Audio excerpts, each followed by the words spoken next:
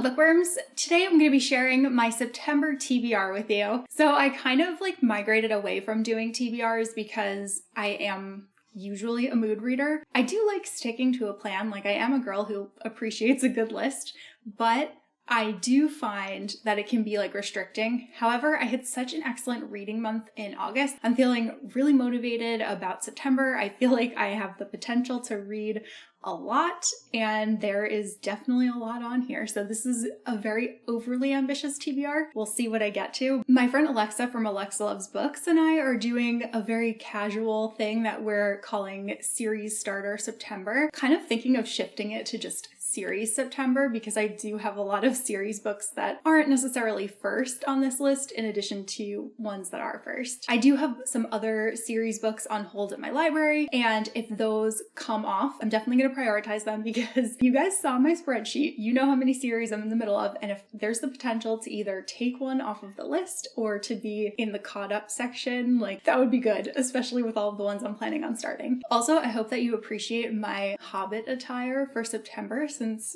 we do have Tolkien Week and Hobbit Day, and Andrew and I have big plans, which basically just include rewatching all of the extended editions of the films. So first on my list is Two Twisted Crowns by Rachel Gillig. I got an e-arc of this from Orbit, and I just recently read the first book, One Dark Window, really enjoyed it. So when Orbit offered up an e-arc, I was like, that is an auto download. I cannot wait to find out how the series is going to end. I actually started reading it this morning. One Dark Window ended on a major cliffhanger, and I really need to know how the series is going to end. I really liked the lore, the characters, and just the general vibe of this one. It has that old school fantasy feel, but with a little bit of a dark twist to it. The main character is trying to help a knight reunite a deck of 12 cards that are needed to end the mist that is causing a blight on their town called Blunder. But she has something of a dark passenger that is along with her, and the knight does not know about that part. Moving on, the next book, or rather series on my list, is the Darker Shade of Magic series by Victoria Schwab. I am actually rereading all of these along with a bunch of other booktubers who are all so nice. I really like them. We had our first reading sprint last week, and it was a lot of fun, and I think that we're having another one this week, so I'm pretty excited. That was actually the first time I ever did a reading sprint, and I totally get the appeal now. So we are rereading A Darker Shade of Magic, A Gathering of Shadows, and A Conjuring of Light in preparation for the next book on my TBR, which is The Fragile Threads of Power. I actually hadn't reread A Darker Shade of Magic since it was first published, so it's been quite a long time, and it's been really nice to revisit the worlds. So as I mentioned, I also really want to read Fragile Threads of Power, and I kind of have to read it because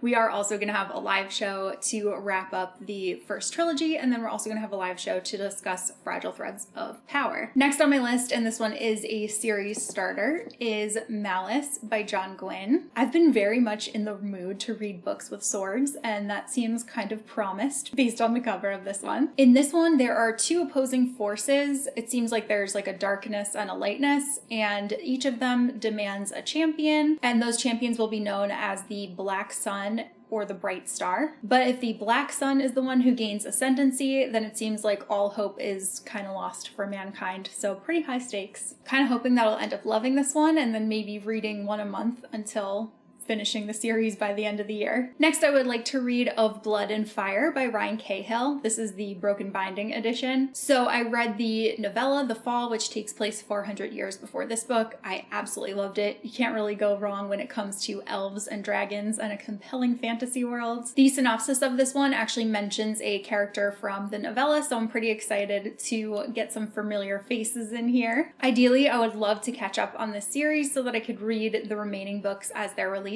Ryan seems to be a really fast writer, which is always appreciated for readers. The third one, though, is pretty long. I want to say it's 1,400 pages. So if I could get to that one before the end of the year, I would be really glad, since I've already blown by my Goodreads goal for the year. I'm not really actively working toward hitting a reading number, so it's nice to kind of just, get lost in something that is big and chunky. Next up, another series starter, I have Empire of Silence by Christopher Ruccio. This one has been on my TBR for a long time, and I did back the Kickstarter that he recently did for the Diamond Edition. I just knew that if I didn't do that and then I ended up loving this book as much as I think I'm going to, I would end up being like really, really mad at myself. So I want to make it a priority to read this, especially now knowing that he's going to do the rest of the series as well. This series is more of like a sci-fi fantasy blend, and we are following a character named Hadrian Marlowe who was on the wrong planet at the right time. He's now remembered as both a hero and a villain for ending a war that he was not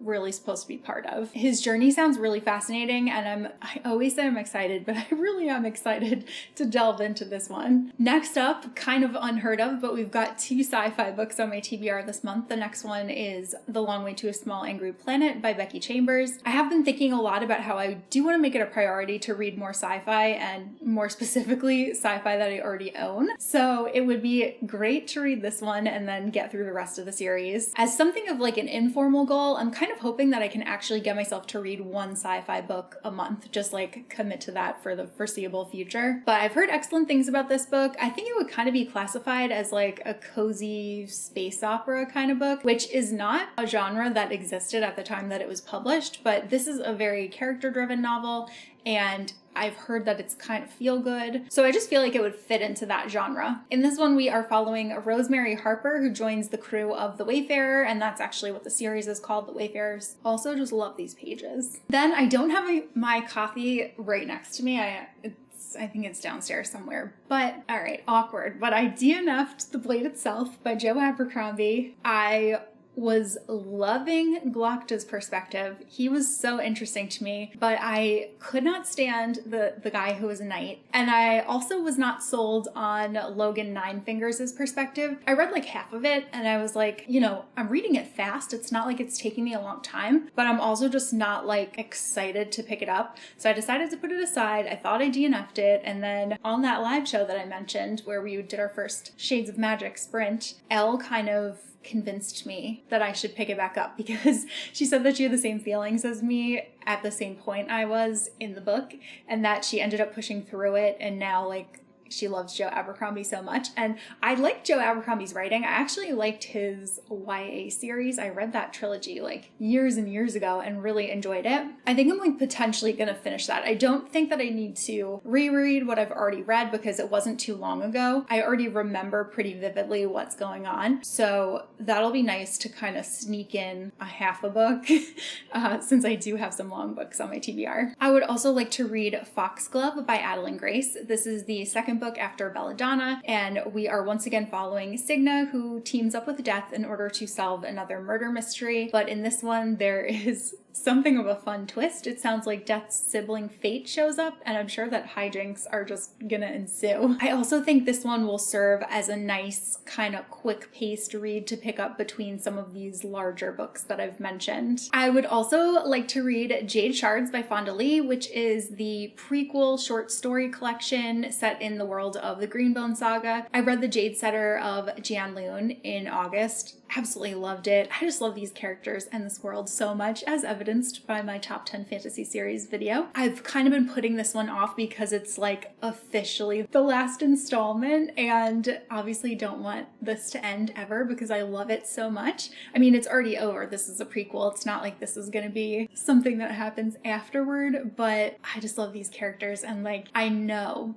that it's going to be amazing. Like, I have no doubt. So I think I'm just going to do it, and then I can appreciate it instead of just always thinking about how excited I am to read it at some point. And then lastly, and this is a like, wow, I'll be really impressed with myself if I get to this one kind of book, and that is Madship by Robin Hobb. I read Ship of Magic in exactly 1 week. Like, that's how addicted I was to the first book. I really loved it, and I definitely foresee myself reading this one equally as fast, but they're big. Like, they're like 900 pages, and when I tell you they are dense, they are so very dense. I can always count on Rob and Hob for a good time, and I'm especially loving this series. I'm loving all of the nautical like references, and I like how technical it is when it comes to sailing. Like, as someone who has been on a lot of boats, I find it really interesting, and I love the prospect of having live ships, like ships that are sentient. It's just so fascinating to me. In the first book, fell in love with characters, so very excited to continue this one. And that is it. Those are all of the books that I would like to read in September. As I said, extremely ambitious, but I'm gonna go for it. If I can make this happen, I will be a very,